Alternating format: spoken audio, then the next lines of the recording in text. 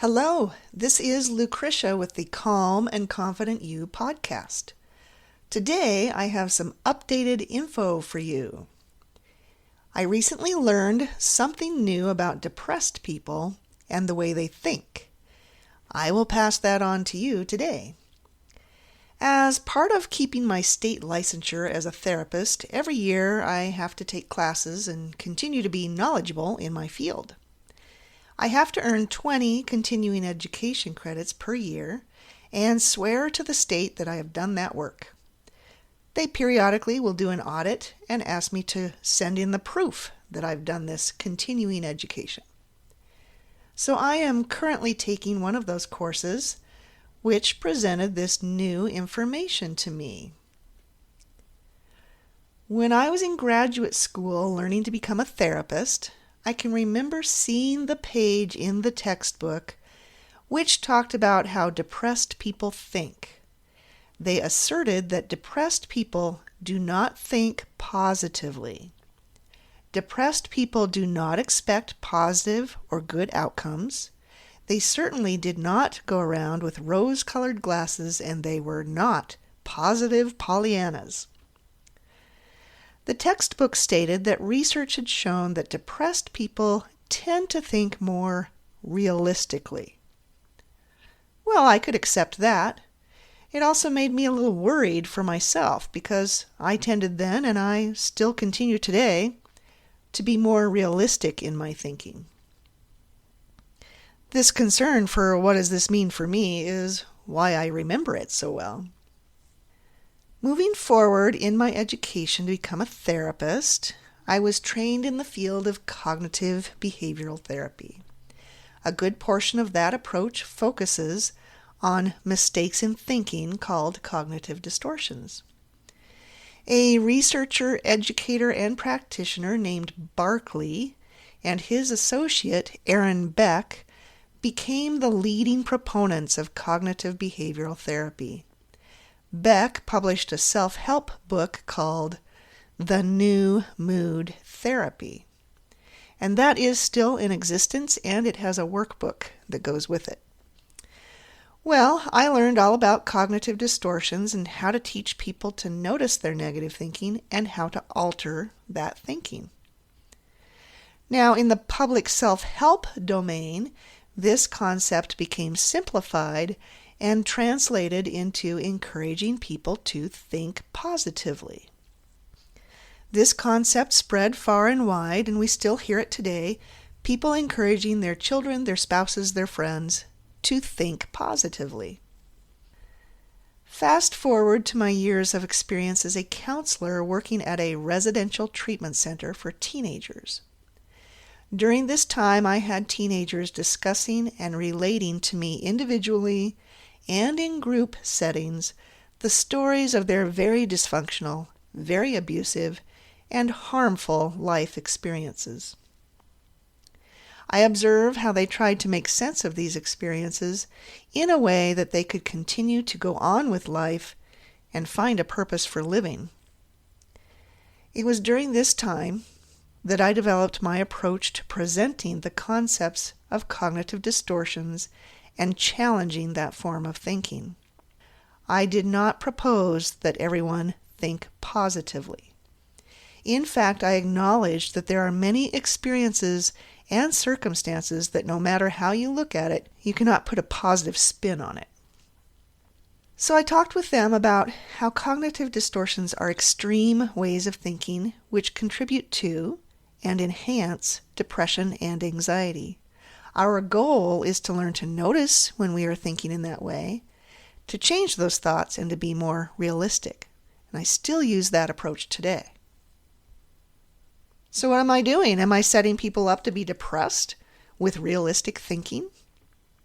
In my opinion, reducing the extreme thinking from the extremes to the more midline, moderate thinking is an improvement. It helps to reduce the high emotional states to then be able to choose how you want to react. Back to the new thing I just learned in this course that I'm taking. The presenter told us about recent research looking at the thinking of depressed people. The standard assumption was that depressed people made themselves depressed by the way they were thinking in these negative, distorted ways. This new research looked at people who became depressed more than once. Between being depressed, they would return to a normal mood state, similar to other people who do not get depressed. The researchers compared the thinking styles of the people with a tendency to become depressed with the thinking styles of the people who never got depressed. They found that when the tendency to become depressed people were not currently depressed, their thinking was just the same as people who do not get depressed. In other words, they did not think in more negative or distorted ways, which would lead to or cause their depression. They thought just like everybody else. They had the same level of positive, negative, and moderate thinking as the average person who does not get depressed. Well, that news changes everything. This research indicates that depressed people do not cause themselves to become depressed with a negative and distorted thinking style leading up to depression. Instead, those types of negative thinking increased after the person's mood switched to being depressed. Wow, that's a big deal. It continues to be true that while the person is depressed or anxious, thinking in those ways will make the mood worse. But it is being in the depressed or anxious mood which puts the person in the state of mind to think in those negative and distorted ways. And here we have the vicious circle. Maybe you can relate to my teenage clients, many of whom, as I do family sessions, have a parent or a grandparent who seems to be blaming them for their depression. Some adult will say something to the effect of, "You have a good life. What have you got to be depressed about?" They will also accuse the teenager of being responsible for their depression because of their attitudes, their thoughts, and their habits. I'm not going to completely toss that out as incorrect, but I do have to say I have had to educate many families about how what they are seeing as laziness is actually clinical depression. Once the depression gets treated, the person is no longer lazy, and they do have motivation, and they do engage in activities and social interactions. They are able to get out of bed, take a shower, and get their chores done. So I'm going to use this new research to help the families of my depressed clients and my clients themselves to understand that the negative, distorted thinking comes with the mood. It doesn't necessarily cause the mood. Some of you may know a little bit about research and statistics and may know the saying, correlation does not equal causation. Here we have research results that show researchers and clinicians for years have made the mistake of thinking that their depressed patients' negative thinking probably caused their depression. That is a big oops. Now, like I said, this is recent research and it doesn't throw everything out that was known before or practiced before. But it does caution us to look at multiple variables involved in depression and anxiety. What does this mean for you and for me? We don't have to blame ourselves. I myself find that catching the extreme distorted thinking and changing it to be more rational or reasonable is extremely helpful. Being aware of the extreme types of thinking and understanding that it enhances and worsens moods like depression and anxiety is helpful knowledge. Being able to notice the extremes in thinking, catching them, and changing them can help prevent the downward spiral of depression and anxiety. It can put the person back in control of their mood and the actions they decide to take to manage their own mood and behavior.